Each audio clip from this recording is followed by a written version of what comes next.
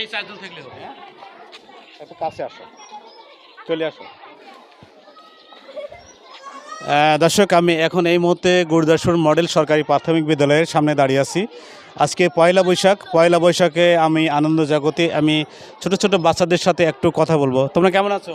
আলহামদুলিল্লাহ ভালো আছি, আপনি কেমন আছেন? শুভ নববর্ষ। শুভ নববর্ষ। হ্যাঁ? শুভ নববর্ষ। শুভ নববর্ষ। এদিকে আসো, এদিকে আসো। শুভ নববর্ষ। শুভ নববর্ষ সবাইকে জানাই। 1432 সালের নতুন বছরের আনন্দ জগতের পক্ষ থেকে শুভ নববর্ষ। আমি আপনাদের মাঝে একটু আনন্দ জগতে যেতে চাচ্ছি। সেটা হলো যে এই যে আমাদের বাঙালির ঐতিহ্যবাহী পয়লা বৈশাখ। হ্যাঁ? জি। পয়লা বৈশাখে কে গান বা কবিতা কে পারে? হ্যাঁ? পয়লা বৈশাখে এই যে তোমরা কি এই গান শুনেছো যে আগে কি সুন্দর দিন কাটাইতাম? না, পারি না। হ্যাঁ?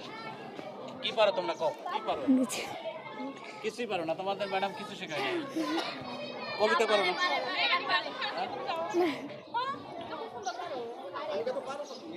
তোমরা পারো, তোমরা পারো। হ্যাঁ, বলো, এসো হে। পারি না এই গান। কার্তিকা হারাইলো।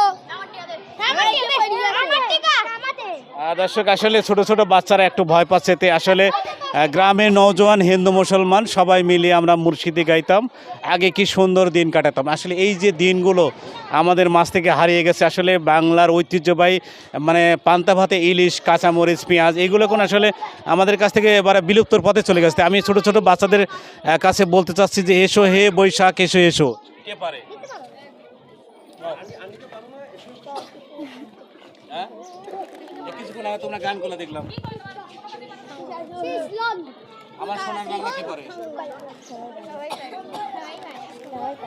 আমার সোনার বাংলা কও।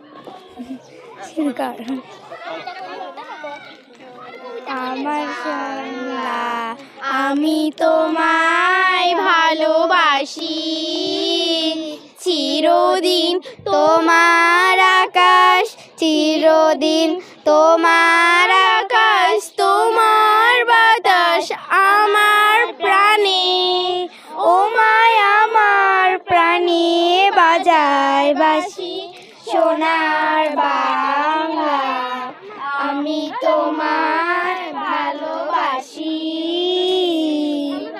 ও মা ফাগুনে তোর আমের বনে